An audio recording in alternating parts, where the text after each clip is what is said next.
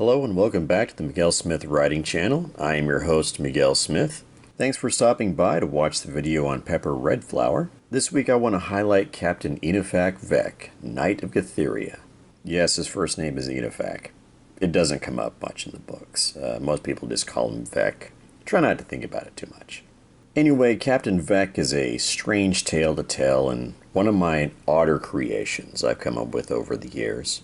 He was originally part of a fan fiction I began writing in late 2001 as part of a popular science fiction series.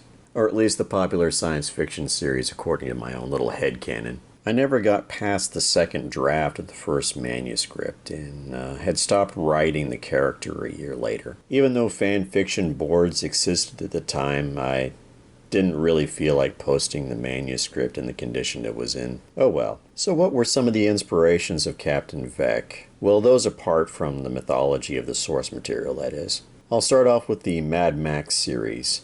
At the time, there were 3 films, and all 3 contributed to the archetype of the wandering warrior separated from his earlier life that finds himself being enlisted by a group of people because his skill set is desperately needed in these dire circumstances that they found themselves in. I guess you can say the character of Max Rockatansky really resonated with me in that respect, and following his stories and certainly the challenges that he faced during his ordeals was inspiring in a lot of ways. Lawrence of Arabia is another example of this archetype that I found fascinating.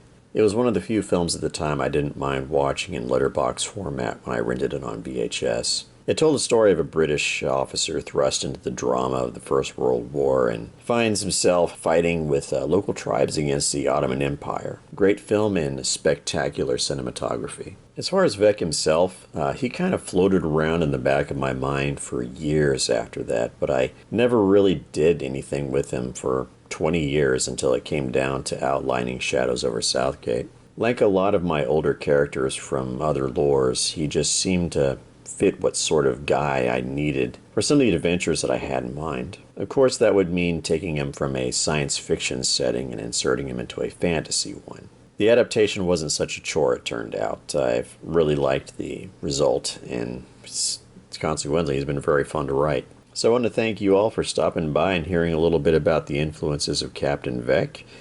I'd also like to invite you all to follow me on Instagram, X, and now even Facebook. Take care, and I will get to whipping up the next video. Y'all have a great weekend.